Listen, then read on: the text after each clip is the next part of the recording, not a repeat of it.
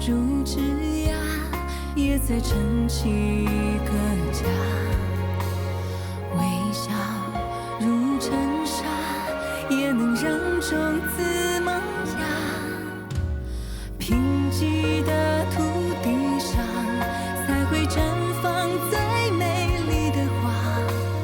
只因它们献上了年华。愿是一束火把，一生如盛夏。每份热都是报答，是种坚定的步伐。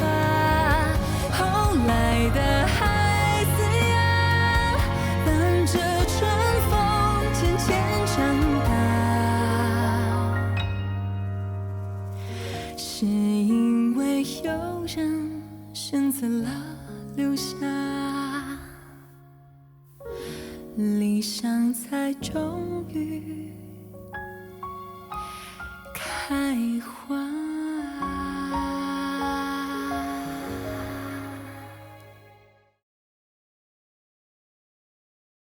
郭书记你好，这是小班。你好，谢谢你肯帮我们。谢什么呀？我也想看看怎么养蜂的，效果怎么样，我也不知道呢。那肯定好，难怪你们的砂糖橘卖得那么成功。看着你，我都想买蜂蜜了。对了，小班，提成的事文秀和我说了，5%我们同意，也不用免3000，就按实际成交额结算。提成啊，我就不要了。刚才我过来的时候，爷爷把我好一顿吼呢，说要是我敢挣贫困户的钱，我这孙女啊都不认了。我们村养蜂的绝大部分都已经脱贫了，只有今年新学的2户还没脱贫。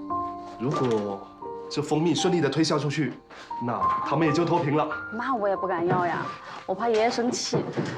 小班，这个呢是你的正常劳务，我觉得啊你应该要。以后啊，我们村直播带货也要按劳复酬。直播对我们来讲是一个对大家都有益的新鲜事物，我们要让它往健康的方向发展，千万不可以搞道德绑架。文秀说得对。那这样吧，贫困户的钱我不要。那我就先替2位贫困户谢谢你，那就这么说定了。好，那走吧。我们走。好，走。哎，你来干什么，小杨？我当然是给你摄影的呗。我这个摄影技术还是不错的，我是咱自治区摄影协会的会员哦。哎，牛可不要吹太大哦。走。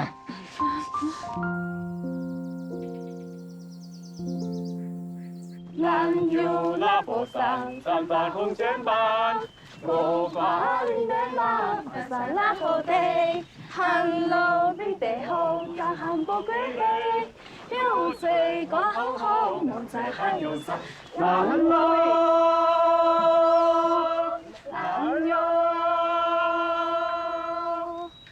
有拉佛山。Hello， 大家好，我是板桥村的第1书记郭春福。这个蜂蜜最重要的就是天然，我们板桥村的蜂蜜那可都是原生、原香、原生态，所以说要吃就吃我们板桥村的蜂蜜。对呀！为了感谢大家支持我们的板桥村蜂蜜呢，我给大家唱一首《甜蜜的生活》，好不好？好。甜蜜的生活，甜蜜的生活，无限落味。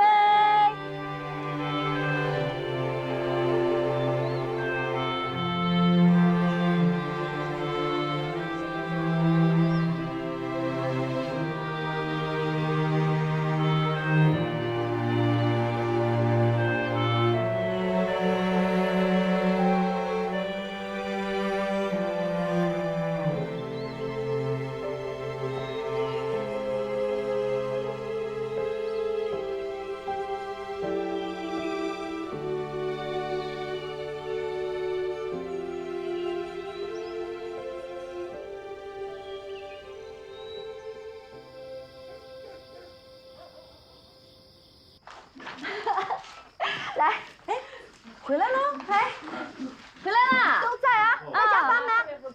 这弄材料啊，县里催说明天要第1书记亲自报的哦。啊，你们吃饭了没？吃过了。支书，怎么样了？基本上搞完了，按照规定再整理一遍哦。水瓶汁，前爷爷的水你送了吗？当然喽，我跟老李去的。谢谢。其实都不用送，水缸都是满的。哎，黄书记，我是第一次上去。陈爷爷家那个房子，是真够危险的，我看着都害怕。是很危险。哎，今天农历几号啊9月11吧。那还有7天。陈爷爷答应我，18号给我答复。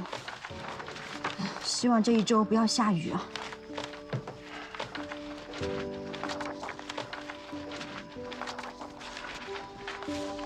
哎，老李，明天休假，你怎么还不回去啊？这不是有工作吗？我把它干完。我们干就得，你赶紧回去啦。小杨，哎，你也累一天了，你跟老李一起赶紧回去。没事，我资料不是还没弄完吗？在这里，给你弄好了。好，谢谢长龙哥。你们今天蜂蜜卖的怎么样哦？大获全胜，我们小班的影响力真的不是盖的，3200斤蜜一天全部卖光。什么？哎，那卖多少钱一斤呢？30啊！所以今天啊，卖了9万多。9万块啊！发财了！文秀姐，你别这么夸我，这也不是我一个人的功劳啊，这还有你。小杨、麒麟、墨鱼，要是没有你们的配合呀，哪会有这么好的效果呢？好厉害！厉害啊，一天就脱贫了。哎，文秀姐，过来，我有事跟你说。好。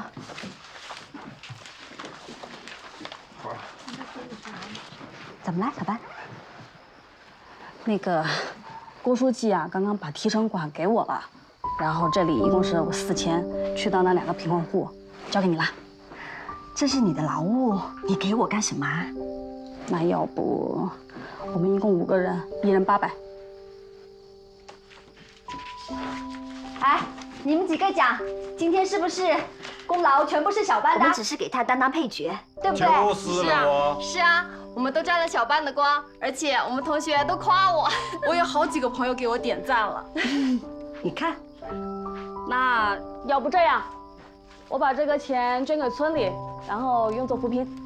小班，这不得了喂！小班，本来呢，你的捐赠我们不应该拒绝的，但是这笔钱意义不一样。支书，我是想从这一笔钱开始，我们也立一个规矩，以后所有的事情按照市场规律来办，不能因为小班是我们村里人。是我们的朋友，就让他无偿的来帮忙。再讲啊，小班，这笔钱是你第一笔直播带货的收入，你一定要收下，啊。文秀姐，你要是这么说的话，那我就先收下了。这我是靠演艺吃饭的，以后呢，直播带货也是我的一个发展路线。但是我保证啊，我绝对不会收贫困户的1分提成。给你点赞。好。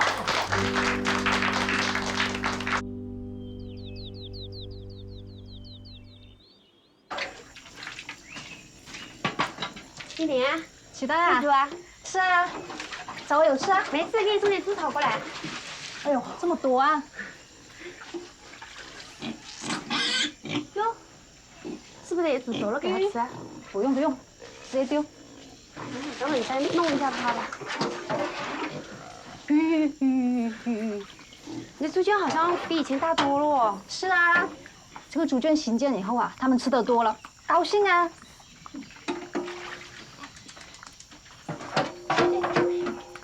好哎。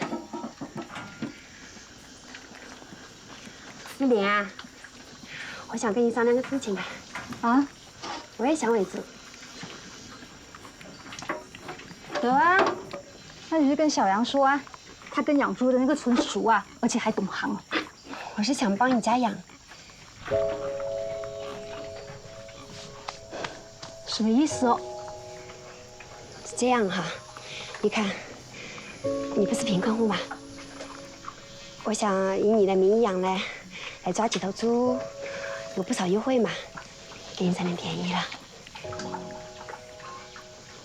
期待啊，你是个老实人哦，这个不像是你的主意哦。是我公公说的。文武叔啊，那他真的会算计哦。不是，是我二嫂出的主意。陈父爱啊，我二嫂说用你的名义养嘞，不少优惠。要是超产了嘞，好像是有那个什么叫脱贫奖是吧？这个奖我就不要了，都给你啊。你看看。那我去问一下小杨先啊。得啊，这样回去了，免得小孩子闹我。慢走啊。好。回货啊。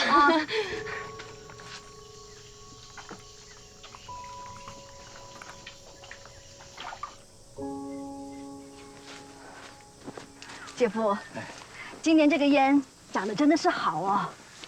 是啊，今年风调雨顺，大家也上心听话，这烟啊烤出来都是一等货。什么时候烤烟啊？我还想来看看我。快了，这烤烟没什么好看的，是个熬人的活。姐夫，今年种烟的人多，你要不带几个徒弟嘛？这东西哪用带什么徒弟？烤烟是公开的，活大家一起干，谁想看谁看。至于最后谁能看出门道，那就要靠悟性了。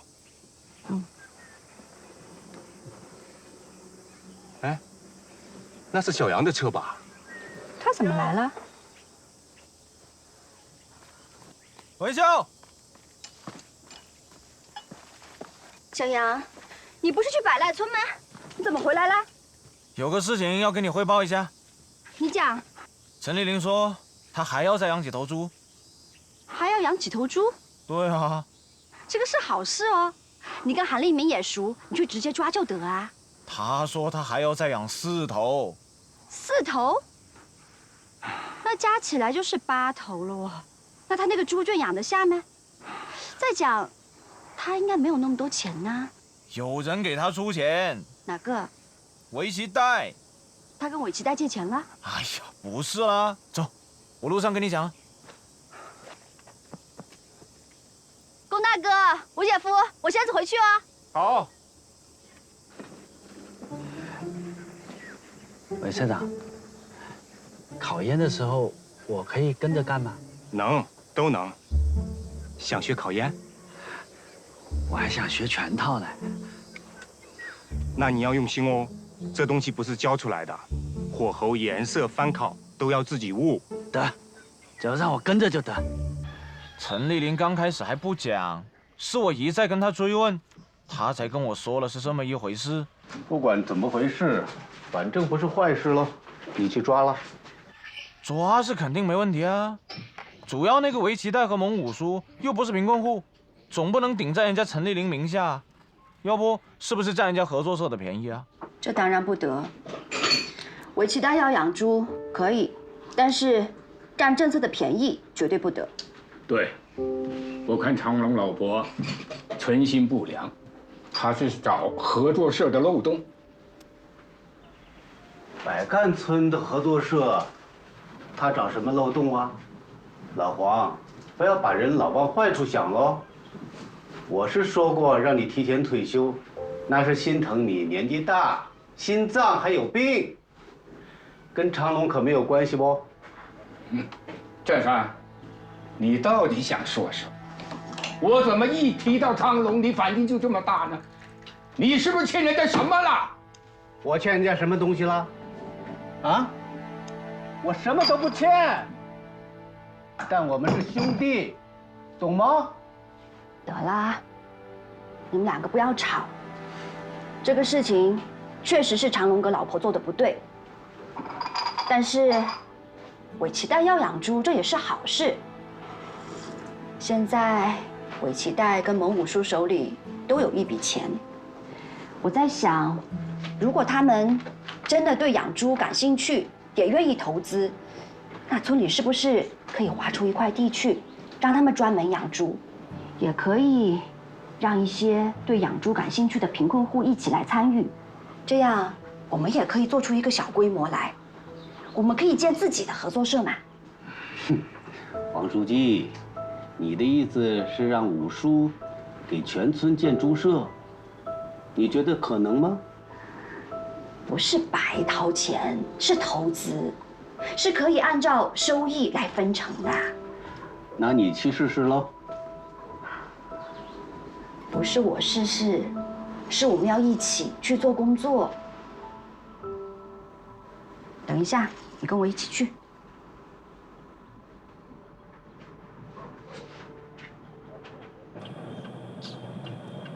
志叔，你跟昌龙哥关系很好哦。以前是我妹妹的对象。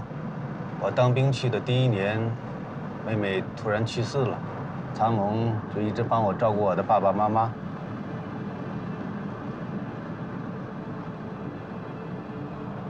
昌龙哥很讲情义哦。是哦。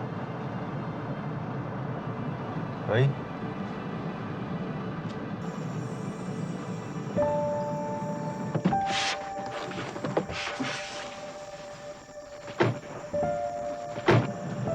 是哦，昌龙的老婆陈福爱，我下去看看啊。好。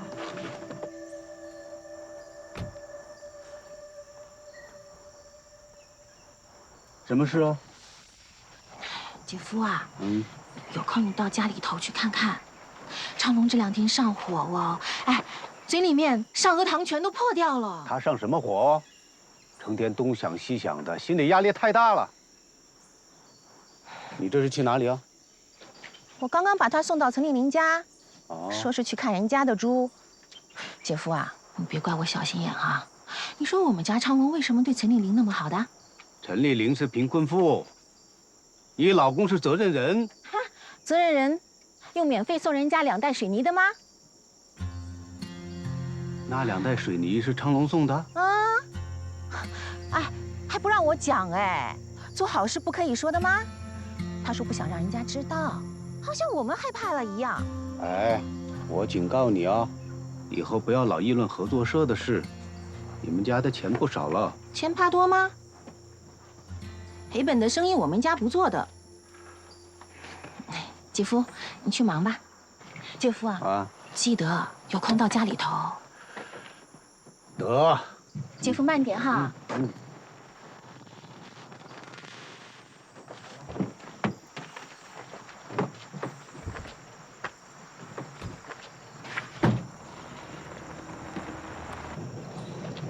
志叔，为什么昌龙哥叫你老婆叫嫂子，他老婆叫你又叫姐夫嘞？啊，她是我老婆的远房堂妹。认识她之前，昌龙一直管我老婆叫嫂子，叫惯了。所以你们是亲戚啊？是啊。志叔，你是不是一直想让黄主任下来，让昌龙哥当主任啊？这个和亲戚没有关系哦。老黄人不错，工作不给力。不给力吗？我觉得他这个人很正直啊。老黄太保守啊。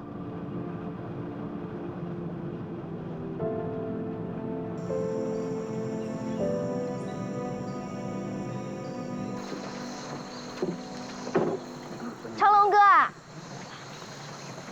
干什么去啊？我到陈丽玲家看看他们家养的猪，你不要讲，养的还是蛮不错的哦。也有你的功劳啊。我有什么功劳？都是杨业伯干的。要是没有你的水泥，他们家的猪圈哪能那么快建好啊？水泥？什么水泥哦？刚才在路上碰到你老婆了。女人就是女人，这张嘴真是讨厌呢。哦，不是讲你哦。黄书记，这个事不要跟别人讲哦。为什么呀？这是好事。我蒙昌龙就这样，我不希望别人讲我好，也不怕别人讲我坏。有个性哦。长龙哥，要不你跟我们一起去？干什么？去蒙武叔家，跟他商量商量养猪的事。我们想让他带头成立一个养猪合作社。合作社？这样子啊，我去不了，嗓子痛，还要去打针。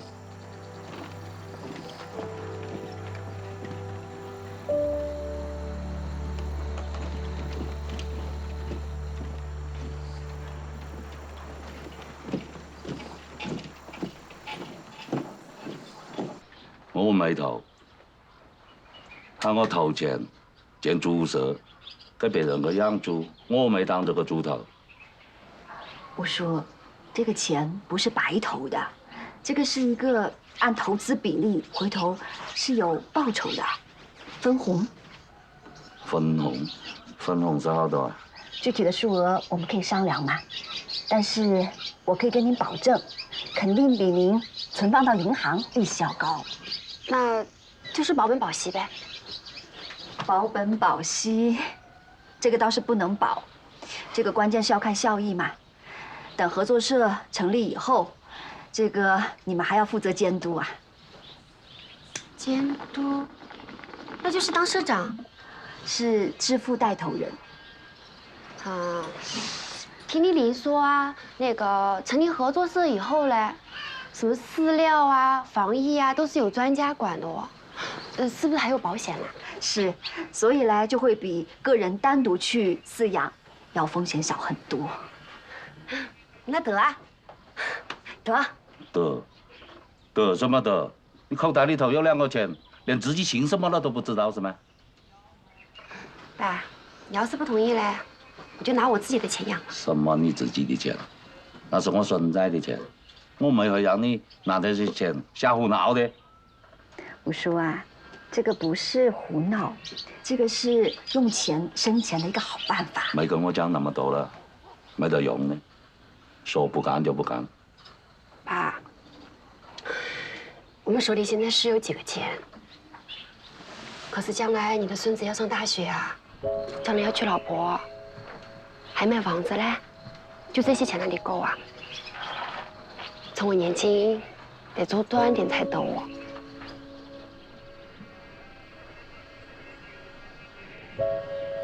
黄书记，如果我当了这个支付带头人的话嘞，这个给多少提成呢？这个提成需要我们一起来协商，最后才能定下数额。不用协商，就按我二哥那个种枇杷的标准就得了哇。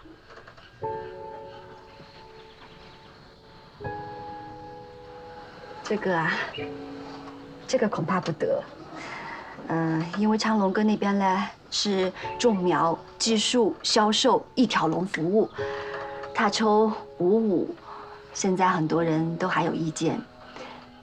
那如果你们只是提供猪舍，就要抽55，那其他的养殖户不就没有效益了吗？你看看，我早就说算了，人家长隆那边还得个5成，到了这看，你看有好多点了。哎。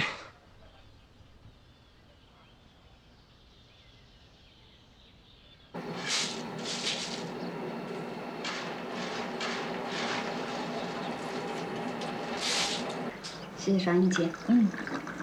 我哥怎么样啊？得哦，没想到他干活儿还倒挺踏实的。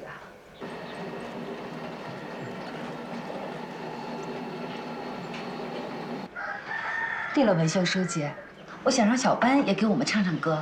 得啊，现在油有多少了？我们现在6桶不满，1000多斤吧。有1000多斤了？可以哦。我们现在呀，带料加工的已经不多了，现在更多的都是榨油籽的。那我等一下就给他打电话跟他讲。好啊，不是5%吗？钱啊，我们照付。你是贫困户，他不会收你的钱的。对了，双英姐，我跟饲料厂也联系了，他们愿意收这个油茶饼。他们明天过来跟你商量价钱你们自己谈。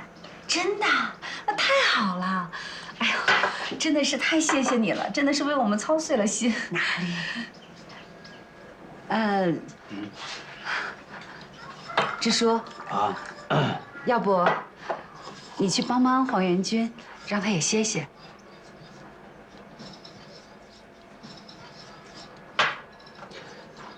哎，黄书记。好，我去啊。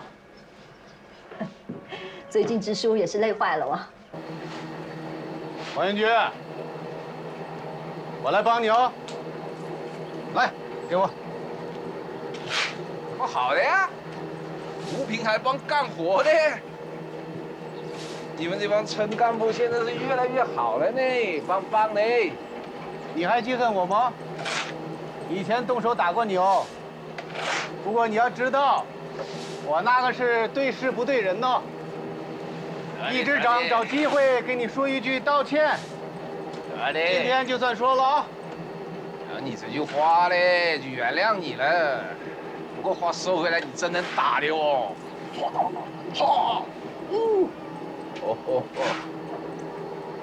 我们开会的时候我就说，我说黄云军这个人是可以讲话的，我们开会商量了，那条路上，你们家的那个，对哦。我说那么好，又帮干活又道歉，原来要刮我爸妈的粉呢。反正我也搞不过你啊！来，你告诉我得了。我是村里的支书，该说的话我要讲到喽。至于做不做，那是你自己的事，懂吗？给过你机会了哦。你今天要是搞不死我呢，想都不要想。银凤跟我说，金凤，她突然多了一部手机。手机？好几千块钱。她哪里来的钱？说的就是。银凤说，是钱经理来的那一天她发现的。银凤发现金凤，她偷偷的在背包里玩手机。这个事你问她了没？我问了，她说是跟同学借的，还了。我也去找了，没发现。那会不会真的是跟同学借的呢？不可能，金凤那么好面子，她不可能跟同学借那么贵的手机。双影姐，这个事你先别逼金凤，她这个年纪正在叛逆期。来，你跟我出去。双影姐，来，我们到河边去。来，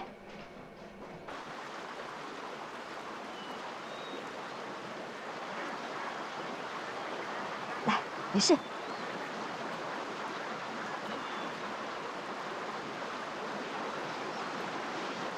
文秀书记，你这是在这里，我要打个电话，要是别人看见会觉得很奇怪。你心真细，你慢一点啊，没事。哇，好聊啊！小心啊！你也下来啊！好好好。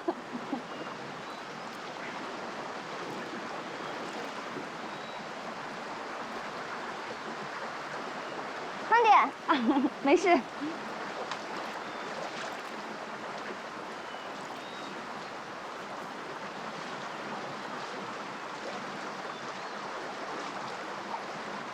来，一起喝，一起喝！恭喜你们，恭喜你们，恭喜你们！对不起，我接个电话。喂，钱经理，你又在喝酒啊？现在讲话方便没？方便，我现在出来。你讲。钱经理啊，你是不是送了一个手机给金凤啊？对，是我送的，生日礼物嘛。你送人家礼物，是不是应该先跟他妈妈讲一声啊？对不起啊，我这个忘掉了。我表示歉意啊。你转达对双影的这个歉意啊。我就是送个小礼物，绝对没有别的其他什么意思喽。没有别的含义最好。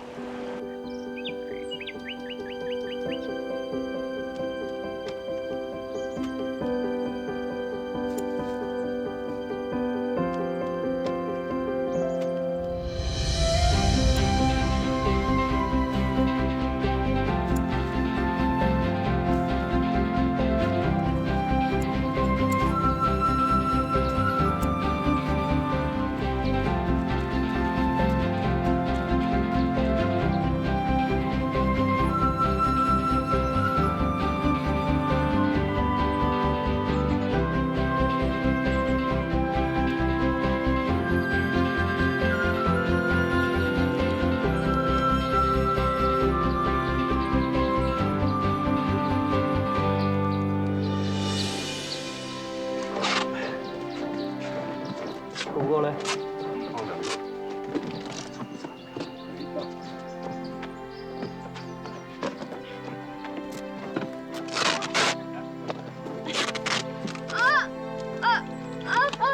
怎么了？怎么了？怎么了？美莎说什么？没上讲，5斤的先不装了，装10斤的。啊哦，10斤的哦，10斤的。有。哥哥，装10斤的。好嘞。金宇、美莎，你们也歇一歇吧，这几天都太累了。是啊。不累，我们高兴还来不及呢。好，好，好，你们高兴就得。哎呀，这2个苦命人啊，能走到一起，真不容易啊！以前没人看得起他们，现在好了，让人重视了，对不对？对。我叫黄美莎，3岁得了场病，不会说话了，但有听力，能听不能说。我不笨，上过初中，会打电脑，可没人在意我。我跟韦平宇是在网上认识的，他说他活得没意思，可也不想死。我说我也一样。我们就凑到一起，看能不能有点意思。结果是开始有点意思，渐渐没了意思，越来越没意思。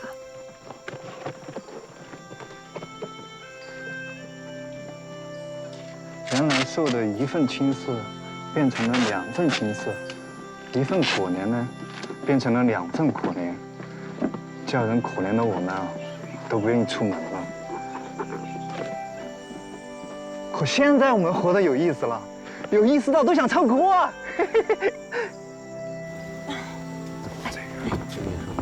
够了，可以分享。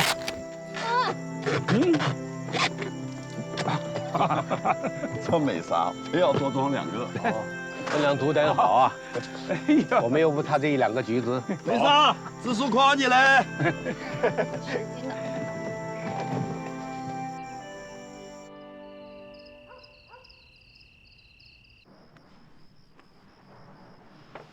怎么了呢？一回到家就无精打采的。没事，就是嗓子痛。那你是上火了？啊？我不吃。不吃怎么去火呢？都吃掉。哎，你呀，是看到人家挣钱，眼睛红了。什么话？哼，我呀就是你肚子里的虫，我还不知道你。你知道韦平宇和黄美莎吧？那我怎么不知道？小哑巴跟独眼龙嘛。他们开了个快递点。知道。村里头把仓库借给他，还不收钱。哼。哎，听说生意很好没？隔壁村的都来送快递、收快递。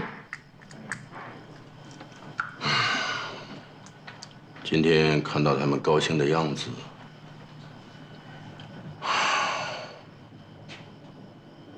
我还真是有点后悔哦。小哑巴嫁到我们村里来，有3年了吧？从来了之后，就没有见到他笑起来的样子。我就在想，要是3年前我帮他一把，他是不是就能多乐几年嘞？是，嗨，别人都乐了，但你呢？哎，他们没有地，那个地是他们堂兄的。如果他们跟了，那堂兄是不是也一定会跟进来？外姓人也要给55分账的哦。你开了这个口子，那所有的贫困户都来找你，你怎么办呢？他们韦家人自己都不管他，那韦平利中院为什么不带着他呢？韦平利现在的合作社条件不一样了。我把话给你放在这哈，哎，不要看他现在乐得跟什么一样，那到最后啊，谁心里难过谁最清楚。哎，你等到考验卖出去了以后，他看到别人哦在数着那应该是他挣的钱的时候，我就不信他能乐得出。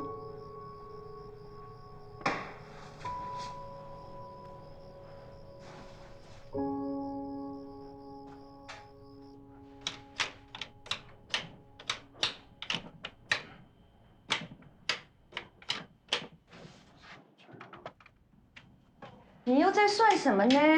回来了。哎，我们今天学新动作了吗？打开，关上，然后再打开，然后这样。好了好了。哎，好看呢，歇会儿吧，美的哦。哎呀，你看看你。手机上都有计算器的，又快又准的。你非要打这个算盘，噼噼啪啪的，走在街上都晓得你在算账。我就喜欢听着响声。我爸活着的时候总说：“吃不穷，穿不穷，算计不到才受穷。”哦，那想出什么来了呢？哎，干嘛叹气呀？你看看。你知道今年我们亏了有多少？啊？怎么会亏呢？今年烟那么好，就烟好才亏哦。这些烟要按照以前的办法提成，我们至少多收入5万。哎呀，那你没想啊，要按往常那样子提成的话，有那么多人加入合作社吗？那你不还是保老本吗？哎，你按照合作社的这个章程算，我们今年是多还是少呢？那是多点。1把块钱总会有的，那不就得喽？哎，那你没见我今年有多累？哎呦，老公啊，见到啦，你好累哦，我都心疼呢。但是我也看到你好受人尊重哦。哎，你讲，这2种感觉哪个美呀？那你要这样讲，都美。那不就是喽？你都美，这也都有嘛。哎，好了，把你手机拿过来，我教你用计算器，快拿过来。拿那做什么？当我小学生啊？我算盘珠子都打那么好，那东西能不会用？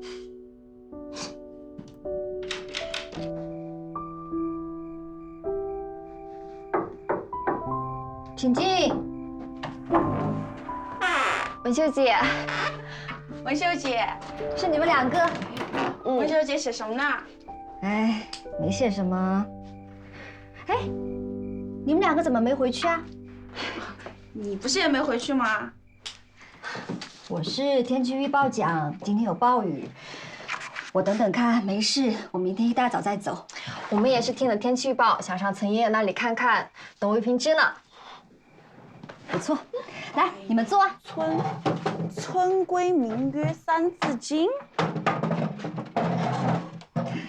哎，我写这个不得，想了好久才写出这么几句来。树新风见百妮，3字约要牢记。爱国家、爱集体，跟党走志不移。敢创业、学科技，懂市场，增活力。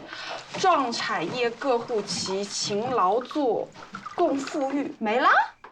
是啊，写不出来了。写诗什么的他厉害，文秀姐，你叫他帮你编。你可以。你别听他瞎说，我那都是写着玩。跟文秀姐你还谦什么虚？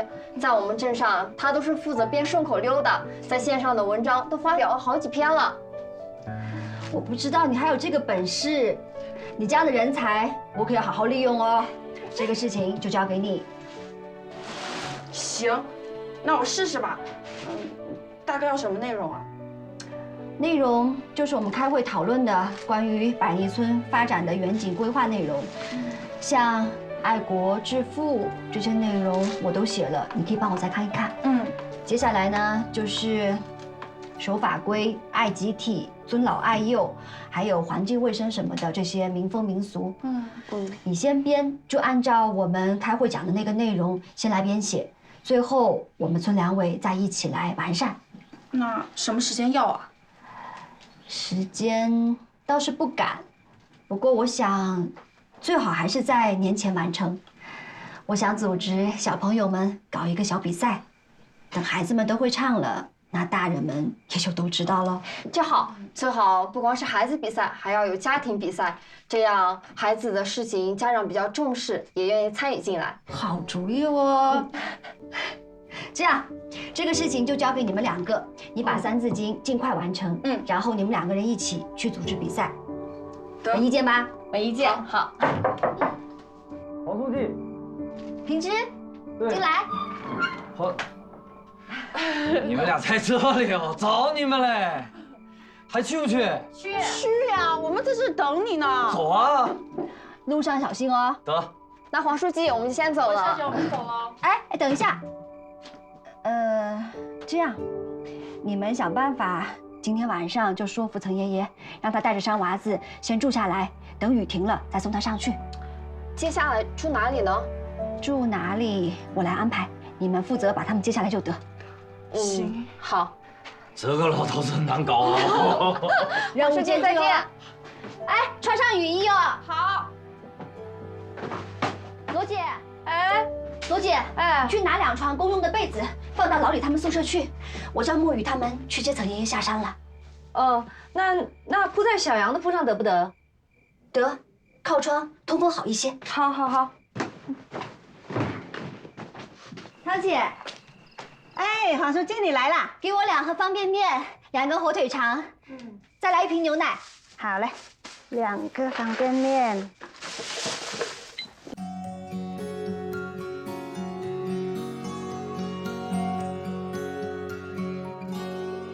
天空多空旷，要去飞翔，要奉献那一场愿望。女孩把梦想装满行囊，浪漫的彩虹各种各样，穿过了河流，阵阵村庄，用歌唱去定住风霜，自己的坚强自己培养，每天把微笑当漂亮的妆。